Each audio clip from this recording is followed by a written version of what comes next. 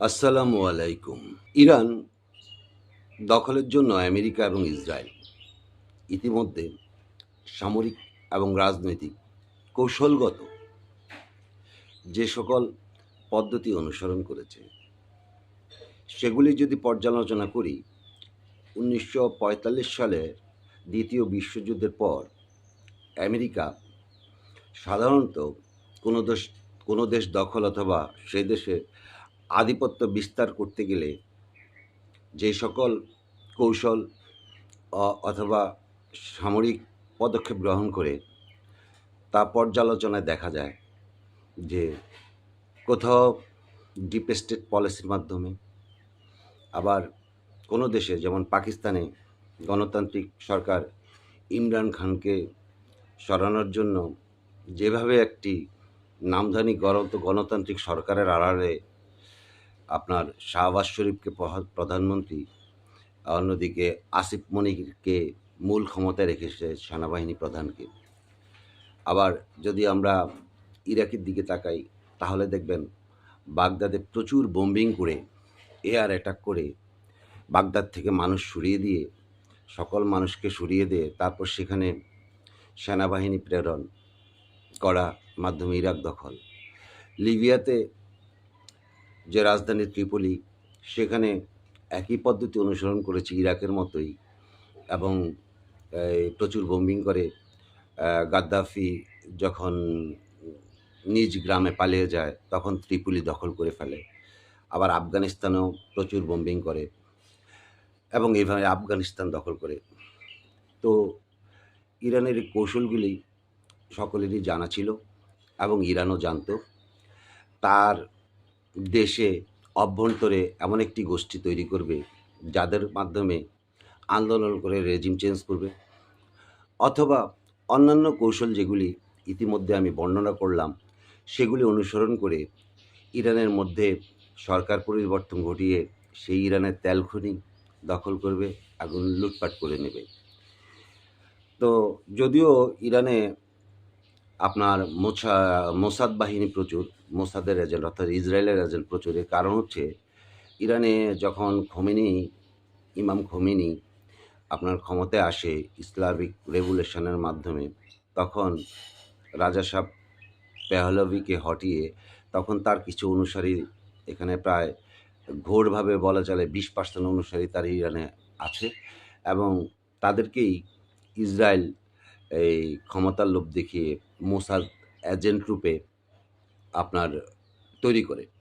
এখানে ইরানের সবচেয়ে বড় সমস্যাই হচ্ছে ইরানের মধ্যে মোসাদ এজেন্ট, যদিও এবং এই মোসাদ এজেন্টরা ইরানের শীর্ষস্থানীয় অনেক নেতাকে হত্যা করেছে, কিন্তু রেজিম চেঞ্জ করতে পারে নাই।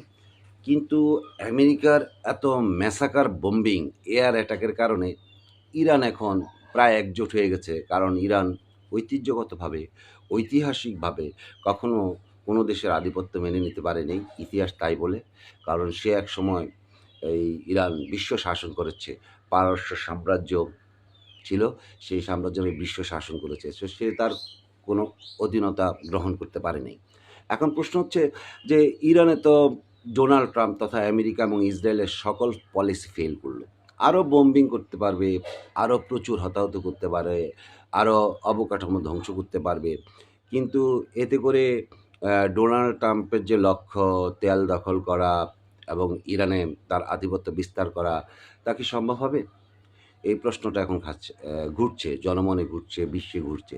আপনারা যদি তাকান তাহলে দেখবেন এই সম্প্রতি ডোনাল্ড ট্রাম্প এক সময় এক কথা বলেন। সম্প্রতি তিনি বললেন যে উনি যে 15টি শর্ত দিয়েছেন তা যদি ইরান মেনে না নেয় অথবা সমঝোতায় না আসে, তাহলে উনি খার্ক দ্বীপকে ধ্বংস করে দিবেন এবং ইরানকে তেল খনি, বিদ্যুৎ স্থাপনা এগুলি সব ধ্বংস করে দিবেন, এমন একটা হুমকি উনি দিয়েছেন। এবং ওনার নাকি মাত্র 2-4 মিনিটের ব্যাপার। হ্যাঁ, পারমাণবিক বোমা ফেললে 2-4 মিনিটের ব্যাপার, কিন্তু সেটা আদৌ সম্ভব কিনা, এর প্রত্যুত্তরে আবার ইসরায়েলেও পারমাণবিক হামলা হয় কিনা সেটাও ভাববার বিষয় আছে।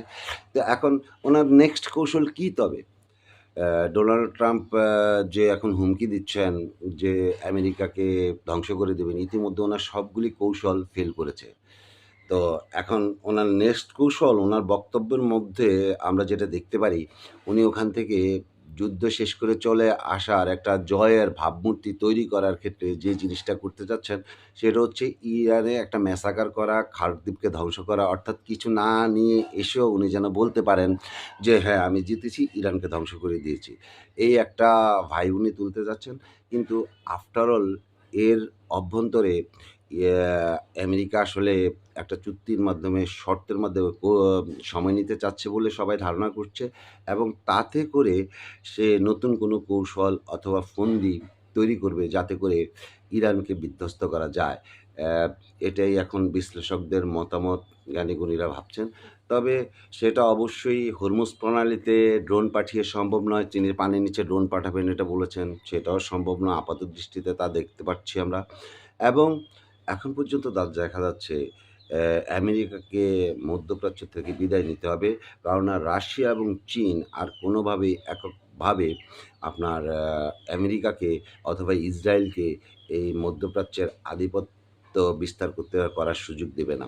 এই সুযোগটি আর হাতছাড়া করতে যাচ্ছে না। তো দেখা যাক সামনে কি ঘটে। তবে যুদ্ধ শান্তি বয়ে আনতেছে না।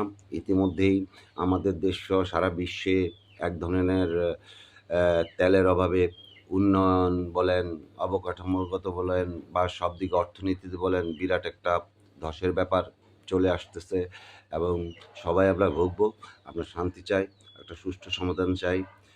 এই আমেরিকার বোধোদয় হোক, ইসরায়েল তো বোধোদয় হবে না, কারণ ইসরায়েল তো মানুষ মারতে মারতে এমন অবস্থা হয়ে গেছে, মনে হচ্ছে পশু পাখি মারতেছে, এবং আমেরিকা এখন সেই কাতারে চলে যাচ্ছে। দেখা যাক, প্রকৃতিরও একটা খেলা আছে। আমরা অপেক্ষা করি কী ঘটতে যাচ্ছে। আপনাদের যদি কোনো মতামত থাকে, কোনো কিছু থাকে, তাহলে জানান। আল্লাহ হাফেজ। যদি ভালো লাগে আলোচনা, তাহলে সাবস্ক্রাইব করুন।